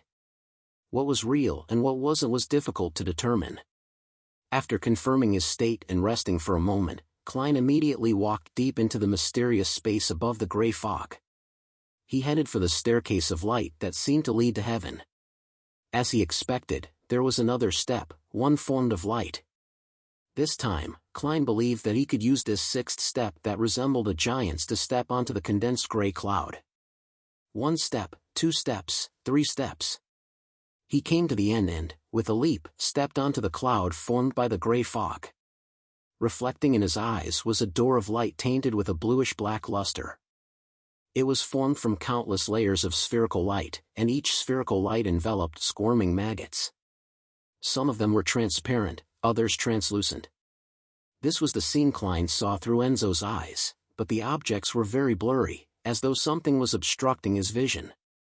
In addition, above the door of light, there were thin black threads that hung down. They were hanging up what seemed like completely transparent cocoons. These cocoons were gently swaying, wrapping different souls. They looked to be of all descents: African, Asian, Caucasians, etc. Some were wearing jeans, others holding cell phones. Some had beautiful clothes, others having beautiful facial features. All of them had the aura as though they were living, but their eyes were tightly closed. Klein's gaze froze as though he had returned to Earth and had walked onto the streets which were filled with people. Then, he noticed that 3 cocoons had opened. They were empty and were swaying with the wind. Raising his head, Klein took in this sight as he observed in silence. Volume 5, Red Priest. Chapter 947, House Call. Backlund, East Borough, in a 2-room apartment. A few policemen in black and white checkered uniforms opened the door and entered. All of them reached out to cover their mouths. There was a strong stench of blood inside. "Officer, I've no idea what happened." Other tenants said that it seems like there's plenty of blood here, that they can even smell it from next door. The landlord with a silk top hat looked around in fear, unwilling to stay in the room for another second. A black-haired, blue-eyed police officer with an inspector epaulet waved his hand and said, "Wait by the door. We still have questions for you." As he spoke, he wore his white gloves and cast his gaze towards the wooden door of the bedroom. However, he wasn't in a rush to enter. He slowly surveyed the area and visually took in the surroundings: a pile of coal, a cupboard with cutlery and food, a small stove, a cleanly washed iron pot, a somewhat greasy table, 2 collapsed circular stools, 2 slanted chairs, a few glass bottles with unknown powders, and a stack of scattered tarot cards. A mysticism enthusiast with an ordinary financial situation? The black-haired, blue-eyed inspector nodded gently as he made a judgment. Then, he signaled for a subordinate to open the bedroom door. With a creak, a stronger smell of blood gushed out. The constable who opened the door looked in and let out a short exclamation as he repeatedly retreated. The inspector frowned. He pressed the retreating constable's shoulders, circled around him, and approached the bedroom. When he swept his gaze, his expression immediately changed. In the bedroom, on a wooden bed, there was a man lying there. His hands were tied to the bedpost. He was naked with deep and shallow marks on his body. His blood had long been drained, dyeing the bedsheet and blanket beside him dark red. On a cursory glance, the deceased had apparently been bound by metal wire, cutting into his skin and flesh, right into his bones. This scene still affected the policeman who had seen many murder scenes. Furthermore, it had a diabolical feeling like it was a ritual. As the inspector was about to say something, two people rushed into the room. One of them attempted to take photos while the other bombarded him with questions. Another murder case? Hasn't there been many murder cases in Eastborough recently? Officer, do you think it's a serial murder? The black-haired, blue-eyed inspector frowned and waved his hand. Do not interfere with the scene, otherwise, we will view you as the criminal's accomplice. He then said to the constable from before, Kaziz, please escort the two reporters away. Tell them that if they have any questions, ask the news department of Civilau's Yard. After the reporters were escorted out of the crime scene, the inspector let out a long sigh. I'm going on the newspapers again. Damn it. In Empress Borough, the opulent villa of Earl Hall. Another murder in East Borough.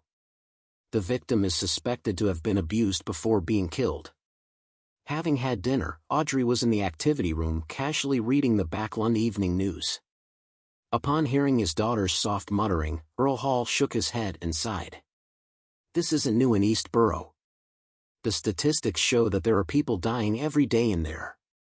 It's far from one person. Audrey didn't pay too much attention to the matter. After a casual chat with her parents and brother, she returned to her room with her golden retriever, Susie. The human and dog could read each other's minds without any exchanging of words. The latter stood by the door as a guard while Audrey locked the door. She sat by her bed and chanted Mr. Fool's honorific name. After a few seconds, she saw a dark red beam of light surge and drown everything.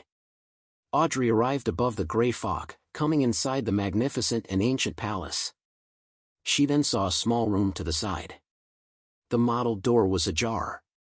It's much better than the old confessional from before. However, this doesn't match Mr. World's character.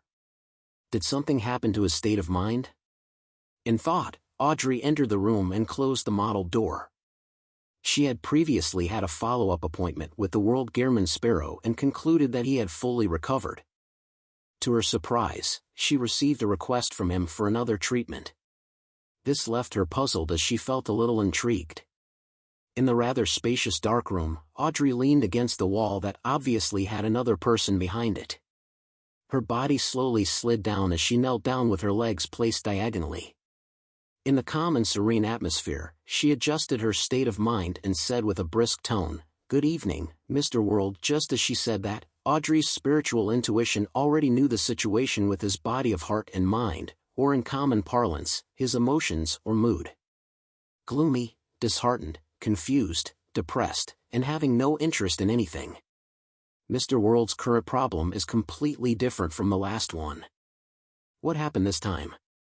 Audrey gently bit her lip and calmly made a judgment and used a timely placate. This was the most useful power of a psychiatrist. In ancient times, it was called psychoanalysis. The dark clouds behind the wall scattered significantly. Gearman Sparrow finally hoarsely said, "Good evening, Miss Justice." Leaning against the wall, Audrey thought and cancelled her original plan. She maintained her brisk tone and said, "I'm very curious about your recent experiences. It seems you have had too many encounters. There's no need to think about anything else. Let's have a chat first, just like we're friends. If you're interested in my life, I'm also willing to share with you some of the interesting matters." On the opposite side of the wall, Gearman Sparrow fell silent for a moment. Without answering the question, he asked, "What hopes do you have for the future?" Audrey's eyes darted slightly to the side as she replied seriously, "To advance myself, to work hard to become a demigod so as to better protect my father, mother, and brothers. Oh, I've recently visited the applicants to the Bursary Foundation with the other staff of the foundation. Their living conditions are really worse than I imagined. Although I've read some reports and was mentally prepared, I still found it unsettling when I saw it with my own eyes. A girl who's just a few years younger than me was very short and skinny. She doesn't fill her stomach daily, and she only has 2 tattered dresses. When she said that she wishes to study, her eyes were extremely pure and filled with an earnest desire. I can't forget it to this day." As she spoke, Audrey acutely sensed the change in Gehrman Sparrow's mental state. It was no longer a completely still lake, and it was now rippling and undulating. After a short deliberation, this psychiatrist continued as though she didn't seem to notice anything. "I once anticipated having a beautiful wedding, wishing that my prince will appear like those popular novels. However, after becoming a spectator, I realized that I might never be able to fulfill this dream. I can often read the true thoughts of those men and see through their lies. I'm able to confirm that many people aren't as nice as I imagined, and it has left me disappointed. In a few more years, I might be able to appreciate people for their flaws, but it's really difficult to do so now." Noticing that Gehrman Sparrow, who had his back to her across the wall, having the emotions of laughter, Audrey did a timely placate on him. Then, she heard him ask, "You once gathered information about dragons from the sun. You should have some understanding of the dragon of imagination. If I were to tell you that your father, mother, and brothers are imagined by the spectator pathway's king of angels and that they do not really exist, what would be your reaction?" "I'll definitely collapse on the spot and directly lose control. Mr. World has a psychological problem because of his discovery that the thing that he has been anticipating, his ultimate goal, will never be fulfilled." Audrey was first alarmed by Gehrman Sparrow's question before she realized the essence of the question. She didn't reply as she asked in a guiding manner, "You seem to have witnessed the destruction of hope." "Heh." There was a self-deprecating scoff sounding from the wall behind Audrey. "Indeed, I once thought that I had family. Later, I realized that it was only an extravagant hope of mine." "Why do you say that?" Audrey asked like she was having a casual chat. Gehrman Sparrow fell silent for a few seconds before saying, "Have you heard of those fairy tales that Emperor Roselle used for bringing up children?" "Those are my childhood memories," Audrey acknowledged. At the same time, she discovered that Mr. World's emotions were clearly stirred on the other side of the wall. Repressed pain was surging out. This time, Audrey didn't use placate. Her spiritual intuition and professional knowledge told her that he needed to vent it out. "Then you should know of Sleeping Beauty and her prince," Gehrman Sparrow said with a soft, hoarse voice. "There's one such person who also entered a deep sleep until he suddenly woke up one day. He believes that his family is still around, and he works hard to improve himself, hoping that he can one day find them. This becomes his main driving force in life. Finally, he realized that he has slept for at least 300 years, or even more than 1,000 years, perhaps even longer. He can never find anything that he once had anymore." The intense pain and sense of loss was extremely clear to Audrey. She came to a realization. The gloomy, restrained, experienced, and ruthless Mr. World also has his own goals and reason for existing. This is in line with his gentle heart. How pitiful.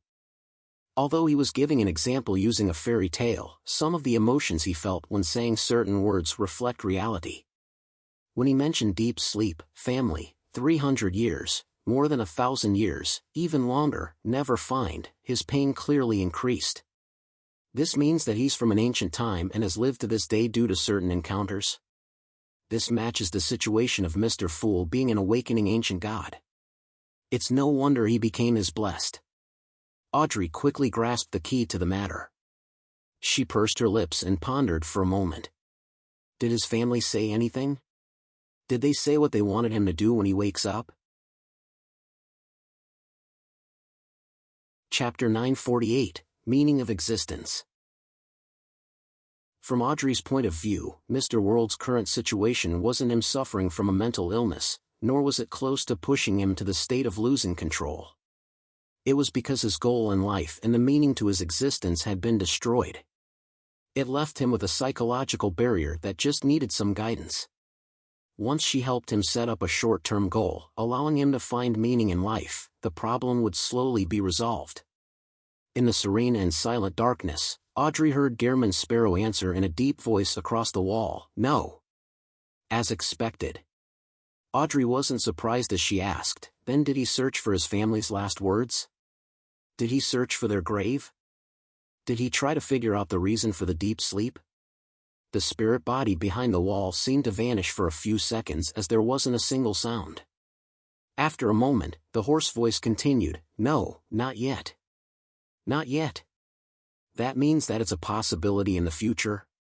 Audrey felt relieved as she clearly felt that Gehrman Sparrow's emotional state wasn't as heavy and gloomy as before, without any interest in anything.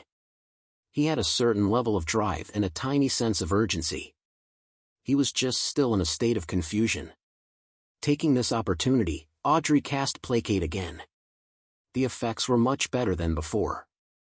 At the very least, she believed that Mr. World had used this impetus to escape from the abyss of gloominess and depression, returning to a normal person's disheartened state. Following that, Audrey didn't press on regarding how he could find clues or investigate, because this could bring about some resistance. She nodded in the darkroom in a natural manner and said, "Yes, there are many things to do, and many things that need amending. Perhaps you will have the chance of meeting someone from the same bloodline? Perhaps a family member of his hasn't died from age, or had ended up living to this day due to some reason. The reason why there's meaning to life is because of its infinite possibilities. In the process of searching, make sure to not miss out on your surroundings. Life isn't just a one-way street. There are many branches and alleys. If only the former exists, how boring would it be? You should know how to approach it, to broaden your horizons, and to discover." Trying hard to recall all the suitable words she read in books, Audrey suddenly thought of something as her voice softened significantly. "Also, don't wear that thick mask. The thinner and transparent ones don't matter because everyone wears a mask when interacting with others. No one likes to directly express one's relatively private secrets to others. It's both a way to protect oneself and also a way to respect others. When Mr. World has a certain number of friends, a new meaning in life will naturally be formed." Audrey added inwardly, but she ultimately didn't say it out loud. She believed that it might even backfire. Unsurprisingly, Gehrman Sparrow fell silent again, seemingly still in confusion. After a few seconds, a voice that wasn't that hoarse sounded again, "Thank you for straightening me out, and for your treatment."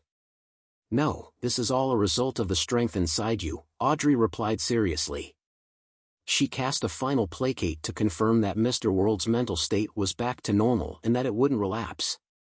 She then heard Gehrman Sparrow say, "Let's end it here for today, okay?" Audrey adjusted her tone and briskly replied, "Of course. It's not a serious problem. I can do another follow-up whenever you're free next week. Also, if it's possible, make some medicine to stabilize your mental state. Take it for 7 consecutive days. The ingredients are 10 grams of chamomile powder, 5 grams of rosemary powder, 10 milliliters of lemon balm extract. During this period, don't reduce your consumption of desserts, and try to relax yourself in an appropriate manner." In the dark and silent room, she propped herself against the wall with her hands and slowly stood up. At this moment, Gehrman Sparrow's voice passed through the wall, "What's the consultation fee?" Audrey held one hand to the wall and turned her head in thought. "Wait till I get the potion formula for sequence 5 of the spectator pathway. I might need you to help me find the ingredients. If the psychology alchemists provides me with the ingredients, She curled the ends of her lips and said, "When you return from the southern continent to Backlund, remember to bring me some of the local produce as a gift. A super luxurious and light transportation coffin that's carried by 8 people?" On the other side of the wall, Klein had the inexplicable urge to lampoon. He then stood up while clinging to the wall and sent Miss Justice back to the real world. With a wave of his hand, the room vanished. he returned to the seat of honor at the long bronze table and sat at the seat belonging to the fool. In front of him, there were the Black Emperor, Tyrant, and Red Priest cards of blasphemy on the right. On the left, there was the Creeping Hunger, which Leonard Mitchell had sent back via Miss Messenger Rionette Tinker. I owe Miss Messenger 10,000 gold coins again.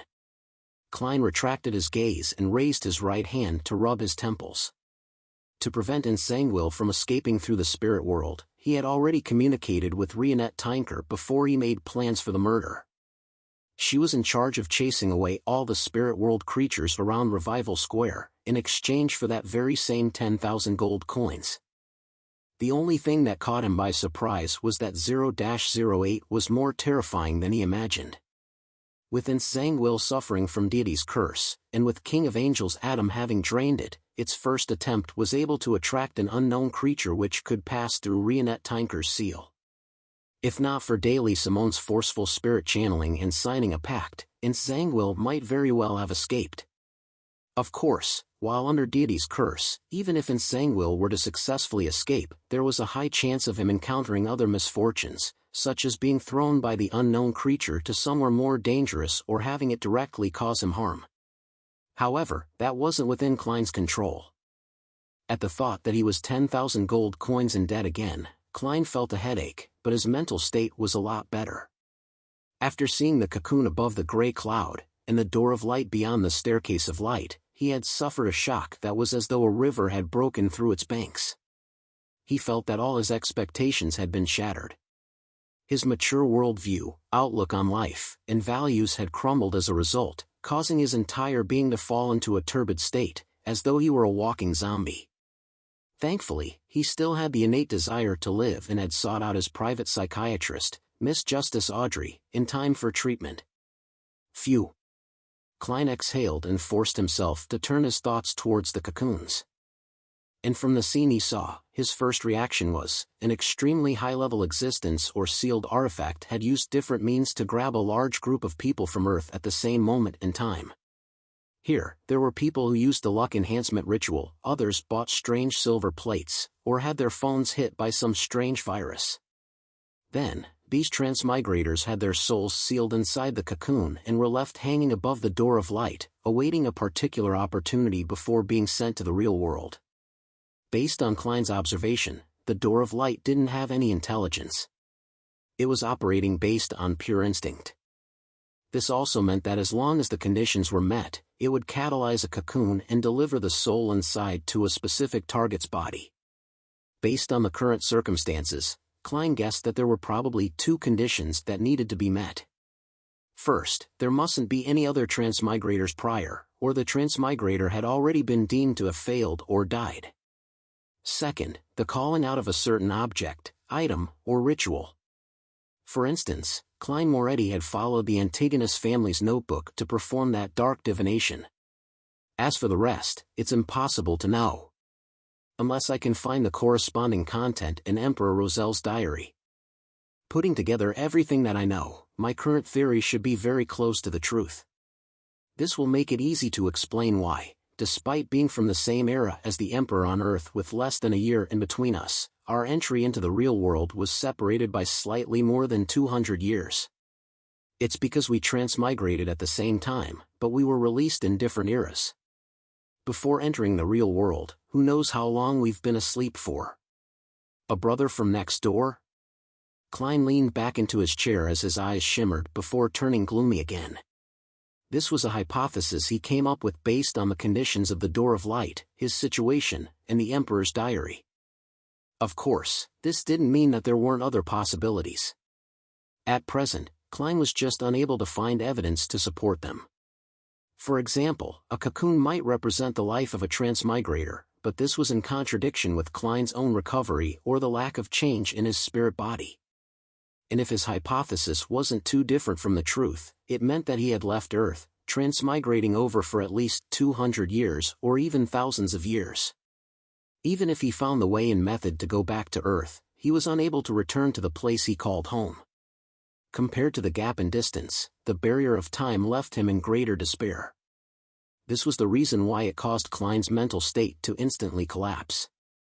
Returning home was always his ultimate goal. Miss Justice is right. There are still many questions to resolve and to probe. What's the meaning behind hanging so many transmigrators behind the door of light? What goal does it have? Who set up everything back then? How many people were pulled in here? Where has the other person gone to? The celestial worthy of heaven and earth? Klein tried hard to engross himself in thinking, so as to find a new goal for the future. Unfortunately, he was only able to approach the door of light and not touch it. He was unable to touch it, grasp it, or even carefully inspect it. He had no means to do any studies to receive any direct information. I should consider finding clues from the real world. Also, since reaching sequence 4 allows me to reach that gray cloud and see the door of light, will there be another qualitative change at sequence 2? Will I be able to gain control over the door of light when that happens, allowing me to figure out the truth? Heh, I was affected by the 7 lights, the goddess, and Rhodes's attitude. I almost imagine myself to be the real owner of the gray fog, and believe that I'm some great master above the spirit world. Now, from the looks of it, I'm just a test subject that was randomly thrown down. Once I fail, the next transmigrator will appear. Klein thought as he tapped the edge of the long bronze table. He was rather curious of another point. 3 broken cocoons, with one representing himself, and another representing the Emperor, so who was the third one? Chapter 949, Direction of Investigations. Klein's first target of suspicion was undoubtedly Elf King Sinaithrim. This ancient god had created chopsticks, made blood cakes, enjoyed eating animal innards, and was good at using spices for cooking. His descendants had facial features, hair color, and eyes that resembled Asians on Earth. Not only did Klein suspect that he was a transmigrator, even Emperor Roselle shared his feelings. Of course, after a deeper level of investigations, Roselle had ruled out that hypothesis from their language, symbols, traditional proverbs, and other facets. Klein believed that using chopsticks as cutlery, the preference for eating innards, and using spices wasn't an exclusive trait. To a species that enjoyed nature, it was possible for these to gradually appear in their daily life. As for why elves who wielded the sailor pathway were close to nature, Klein didn't know why. It was just something as described by the murals and texts they left behind. I for one felt that the Elf King is unlikely to be a transmigrator, but after seeing the 3 shattered cocoons, I can't be too sure. Perhaps he might be a fellow countryman. I can't rule out the possibility that this ancient god isn't a transmigrator but that one of the high-ranking elves around him is one. This can also allow the tradition to pass down in the name of the Elf King. Klein tapped his fingers as he thought silently. Almost at the same time, he had 2 directions for his investigation. Roselle's travels had elven songster, Ciadas, who served Sinaithrim's queen of Calamity Kohinum. As long as I enter her sea of collective subconscious, I should be able to see or make contact with the elves and find memory fragments regarding the ancient god. I can also use hypnosis, directly allowing her subconscious to speak. But the problem is that I'm not good at such matters. The last time I attempted to delve into Roselle's subconscious, I felt quick-tempered and could hardly calm down. Although I'm already a demigod, it also becomes more pressing that I resist the inclination towards madness and losing control. And I won't be able to regulate my mental state for quite some time. Forcefully spirit channeling isn't suitable for such a situation and for such a target. Klein frowned slightly. He felt that he might need a mystical item that was of a relatively high-level sequence in the spectator pathway, or an assistant that was at least a hypnotist. He began seriously considering the possibility of getting Miss Justice's help. There's no problem doing it. It's not impossible to leave by entering as a spirit body above the gray fog. I don't have to worry that Miss Justice will pry into the secret of a transmigrator. As long as Ciadas doesn't have any knowledge of this, her subconscious and collective subconscious wouldn't point towards such a conclusion. And I can find the desired clues and details so they don't pay any notice. The biggest problem is that Miss Justice has no adventuring experience and she lacks it. Entering the sea of subconscious of an ancient figure is very dangerous to her. There might be the remnants of an ancient god in there at any time. Once I don't have the help of a psychiatrist, I will also end up the same. Even if I'm getting Miss Justice as support, I'll have to wait until she reaches sequence 5 so that she can use her level to make up for her lack of experience. When that happens, we can first attempt to hypnotize Ciadas and see what we can learn from her mouth. If there's nothing of value, we can consider entering her dream to delve deeper into her consciousness and step into that sea. Yes, the dream charms I create now aren't potent enough. I might not be able to maintain such a long exploration. Sigh, the goddess won't directly respond to such trivial matters. It's a fixed feedback based on a fixed ritual. The corresponding beyonder characteristics have been returned to the church. Don't tell me that I need to bring Leonard with me. I wonder if pulling someone at the spirit body level can avoid the notice of the grandpa inside him. I'll do some research over the next few days. Klein reined in his thoughts and considered his second target of suspicion. This person didn't seem too special in the past, nor did Klein believe that he was a transmigrator. But now that his mind calmed down, he began processing his thoughts and analyzing. Klein realized that many points that he viewed as common sense weren't that simple on careful thought. They contained an unspeakable sense of horror. He suspected the ancient sun god, the City of Silver's creator. The 7 churches' separate Bibles have similarities to Earth's Western religions. It is similarly the case for their masses. Based on Little Sun's description, from what Emperor Roselle saw from Adam's chapel, and the content of the murals in the Forsaken Land of the Gods, it's clear that the ancient sun god's main symbol is the cross. He gave his children the names Adam and Ammon. The angels beneath him all have wings of light. I've not seen that in the other pathways to date. It's unknown how he rose up. He suddenly appeared late in the second epoch, killed several ancient gods, and took their various authorities. I never thought much about these details in the past. It's quite scary now that I think deeply of it. Klein drew a gasp as he began feeling more convinced that it was the ancient sun god instead of Elf King Siniathrim. His experiences were just too legendary, more of a protagonist of an era than Emperor Roselle. Of course, his outcome was rather tragic, becoming a feast for his kings of angels. Emperor Roselle was also tragic but in no way as terrible. Doesn't this imply Ammon's and Adam's attitude in a certain sense? They believe that the gray fog is related to their father, but due to their different pathways, they made different choices. There's a certain chance that Adam can't see the gray fog. He is in a high sequence beyonder of the Fate, Marauder, Seer, and Apprentice pathways.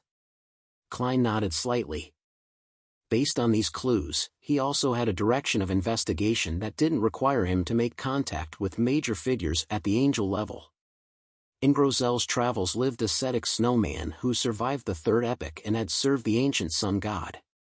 The problem circles back to itself. There's nothing to doubt about the rest for the time being.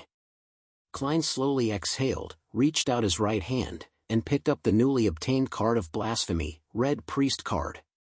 Infusing his spirituality into it, the card produced a blood-red light, forming a palm-sized illusory book.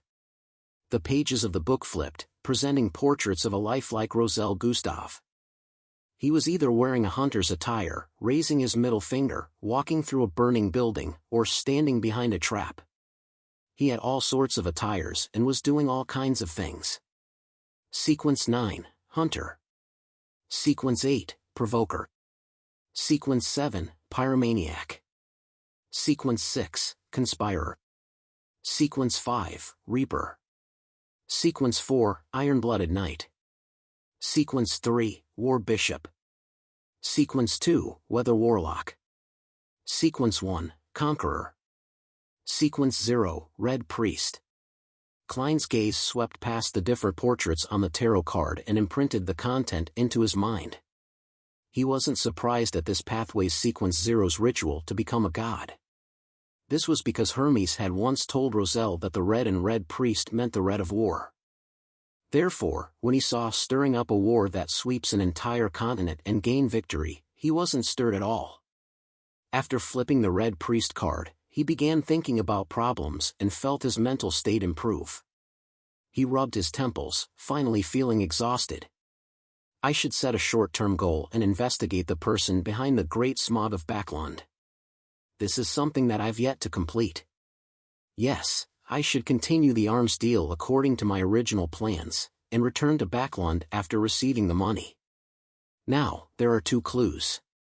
First, the captain of the Royal Guards, Viscount Stratford, and the other is MI9's deputy director, Brigadier General Conas Kilgore. Klein tried to pull himself up and decided to occupy himself with something. Before leaving the Grey Fog, he threw the mental medicine recipe that Miss Justice had given him to the Crimson Star representing the Moon Emlyn. He requested this vampire, who was good at making it, to make a week's worth at £1 a bottle. Backlund, within the Odora family's villa. Emlyn White, who was waiting in the activity room, curled his lips and thought to himself, a transaction that's just £7. I really don't want to do it. The world can concoct it himself if he's a little careful.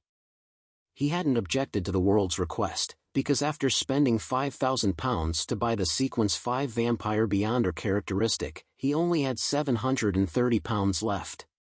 At this moment, Cosme walked over, looking like a middle-aged gentleman. After exchanging a bow, the Sanguine Baron asked, "Emlyn, why are you suddenly here?" Emlyn immediately felt a little guilty before recalling his previous experiences of conversing with the Hanged Man and the world. He tipped his chin slightly and answered in a seemingly casual manner, "I've received a Sequence 5 Scarlet Scholar Beyonder characteristic.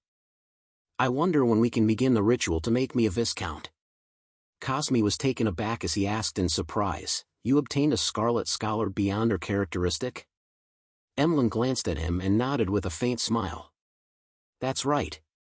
He didn't explain how he had obtained the Beyonder characteristic, as though Cosme wasn't worthy of knowing. Cosme turned to gape as he fell silent. After a few seconds, he said, "Wait till the next full moon." He paused and said, "I happen to have something for you. My grandfather wishes to inform you that an important figure will be coming to Backlund. He wishes to meet you." "He?" Emlyn's pupils dilated instantly. The ancient ones of the Sanguine that lived since the Second Epoch to this day, together with the Grade 0 sealed artifacts, all of those important existences at the angel level didn't exceed 5 in number. Chapter 950, Keeping Secrets. Emlyn fell silent for 2 seconds as he lowered his chin and asked, "Who is it?" To him, angels were naturally worthy of respect, but those who could truly make him bow his head were the important figures addressed as he by every Sanguine. They had witnessed and experienced the Sanguine's long history, the source of his pride. "I'm not sure. But in short, I'll notify you when the time comes." Cosme Odora shook his head. "The person is coming because of the ancestor's revelation? There are subsequent instructions? Why doesn't the ancestor directly give me a revelation? This will be better concealed. I'm her chosen one. This is to avoid agitating Mr. Fool?" Questions flashed past Emlyn's mind as he answered them himself. He didn't speak further as he wore his top hat and left Odora's villa. When he arrived at the door, he looked at the thin clouds that could hardly block out the sun. Emlyn curled his lips in disdain, raised his hand to press down on his hat, and ran for a rental carriage at the end of the street as he inwardly mumbled, "Such weather really isn't suitable for heading out. The medicine that the world wants isn't rare. It can be concocted in 15 minutes. The ingredients I ordered previously should be in by today. I can carry out the transaction with Miss Magician that I've delayed for days." Backlund, Sherwood Borough.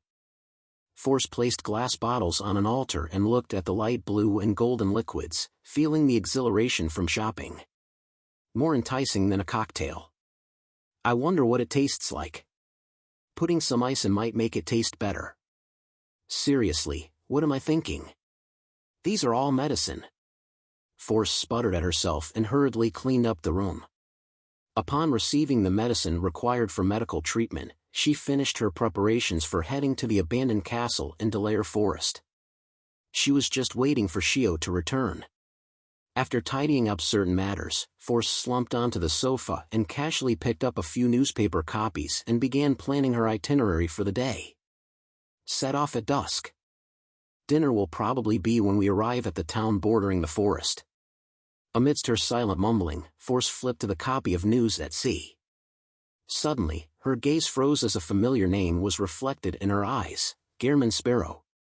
This adventurer had appeared at sea again, boarding the Black Tulip with a middle-aged name known as Death Consul. He killed Admiral Hell Ludwell, changing the lineup of the 7 pirate admirals again. Illil Force subconsciously patted her chest, unsure what she was happy about. At that instant, she had a baffling feeling that Gehrman Sparrow's experiences were sufficiently legendary, something that could definitely be written into a novel. Unfortunately, he's not someone who's easy to get along with, otherwise, I can totally be a part-time biographer to write a book for him. Haha, if I were to write the book titled Gehrman Sparrow, I'll definitely be targeted by the official Beyonders. Force thought in amusement before hearing the lock turn. She looked up and saw Shio pushing open the door and entering the living room. "You're early?" Force asked in surprise. Shio ruffled the right side of her blonde hair and said, "I met with MI9 again and received a mission." "What is it?" Force sat up, asking out of curiosity. Shio casually threw herself onto the single-seater. "Investigate the background of the crazy adventurer, Gehrman Sparrow. Based on the information provided by MI9, he's a terrifying Beyonder, and the name he uses is fake. Even his identification documents are fake. He probably came from Backland. They suspect that Gehrman Sparrow has another identity and partners here." Upon hearing the word partners, Force couldn't help but twitch the corners of her mouth. She had the urge to tell Shio that MI9's guess was right. Gehrman Sparrow's partner was sitting directly opposite her. She coughed slightly and acted calm while she asked, "Why are you investigating Gehrman Sparrow's background? What did he do this time?" Shio glanced at the stack of newspapers beside Force. "Haven't you read today's News at Sea? Gehrman Sparrow killed Admiral Hell Ludwell and is now known as the strongest adventurer of the 5 seas. By the way, MI9 also told me that Gehrman Sparrow might very well believe in the secret existence known as the Fool. This is news that came from many different sources, including the Aurora Order and the Rose School of Thought. I can testify to that." "They are right." Force forced a smile and said, "Sounds rather dangerous." "Yeah." Shio nodded. "I only plan on gathering the intel and not delving too deep into it." Force didn't continue on this topic as she said, "I've already prepared the medicine. Shall we head to Delaire Forest today?" Shio had already become a Sequenced 7 interrogator a few days ago, and she had mastered a rather useful power, psychic piercing. "All right."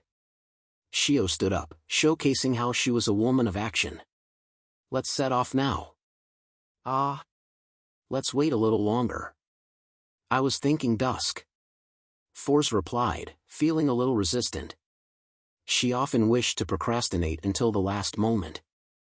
Before long, she was pulled out of their rented apartment by Shio while bringing all kinds of items along. They got a rental carriage and headed for the metro. Amidst the sonorous whistle of the steam engine, the massive steam locomotive hauled its meandering body and entered the platform. Under the illumination of the wall lamps on both sides, it stopped. Force and Shio stood outside a carriage and waited patiently for the passengers to alight. Suddenly, they saw 2 red gloves.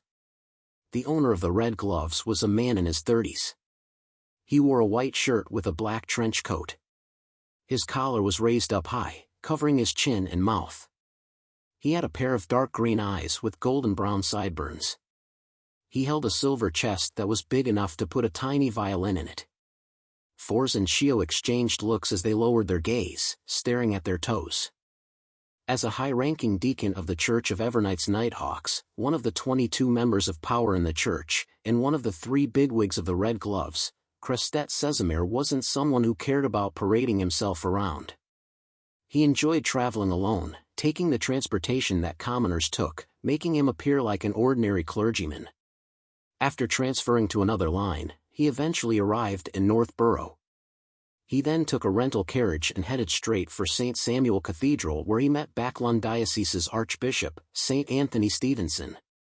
After greeting each other and praising the goddess, Sesamir found a seat and said, I'll be troubling you to provide me with some help for the next couple weeks. The clean-shaved Archbishop, Anthony, in his black robe with red accents sat down as well. He deliberated before asking, is it something to do with entangled? Yes. Casimir nodded slightly. The Holy See wishes that I inform you that another servant of the goddess, the matron of the Evernight cloister, Mam Ariana, will be in Backlon not long from now. This ascetic was ranked first among all the 13 archbishops. Without waiting for St. Anthony's inquiry, he explained in detail, Mam Ilya learned plenty of important information from Entangeled's remnant spirit, including his mental problems that 0-08 used to escape, as well as the details of his cooperation with the royal family and the demonist sect. After machinating the Great Smog of Backlund, Entangled was betrayed by 0-08 and had ended up being possessed by the Red Angel evil spirit. He headed for the southern continent alone in an attempt to set up a trap to hunt Mam Ilya. An important point to take note of is that in Entangled's memories, there is a very important underground ruin. It's in the northwestern outskirts of Backlund, an area just before the Tussock River flows in. My mission is to find that ruin. St. Anthony finished listening in silence before asking in thought, Entangled doesn't know of the exact location? He has never been there before? Casimir shook his head. He had entered, but he was led in there and didn't grasp the required key information. St. Anthony tersely acknowledged before asking, have you figured out which batch of people from the royal family that Entangled was working with? No. Crestet Casimir paused and continued, based on normal logic, regardless of whether the partners don disguises, if they meet, there should be the corresponding memory fragments, but inside Entangled's spirit body, there were no traces of that. It was as though it never existed. Perhaps it's an influence of a deed. The source of the deed's power that even a sequence 4 demigod can't resist is something worth paying attention to. St. Anthony nodded very slightly. He thought and said, the telegram didn't include much. I do not know the exact sequence of events. Who exactly killed Entangled? Crestet Casimir exhaled slowly and said, a name you might never believe, Klein Moretti. The Nighthawk who died in the line of duty during the Tingen incident. Anthony's wrinkles deepened. Yes, that's what Ilya sent back. No one knows how Klein Moretti, who was only a sequence 8, had resurrected, or how he could kill Entangled, a demigod wielding 0-08. Upon saying this, Casimir's expression turned somewhat odd. The Holy See requests us to strictly keep this intel confidential. We are not to divulge this to anyone who isn't an archbishop or high-ranking deacon. Furthermore, we are not to pursue Klein Moretti, pretending as though he's still in his grave. St. Anthony fell silent for a few seconds as though he recalled something trivial. He nodded and said, perhaps, he's a blessed of the goddess. Casimir suddenly looked up at St. Anthony as though he was a lunatic. His lips quivered, but he ultimately didn't say a word. Anthony didn't continue the topic as he looked at the door and said sternly, your mission might need plenty of investigations. This requires enough manpower. Soist's team has completed their mission in the southern continent. I'll get them to return quickly and follow your instructions. All right. Crestet Casimir didn't put up any objections. Rest for the remainder of the day before returning to Backlund? Leonard looked up at team captain, Soist. Soist looked pitifully at Leonard, who had been silent for quite some time, and nodded. That's right. After watching this spirit warlock leave his room, Leonard sighed and leaned against the wall. At this moment, dark red light surged out from before his eyes, enveloping him completely without any prior warning.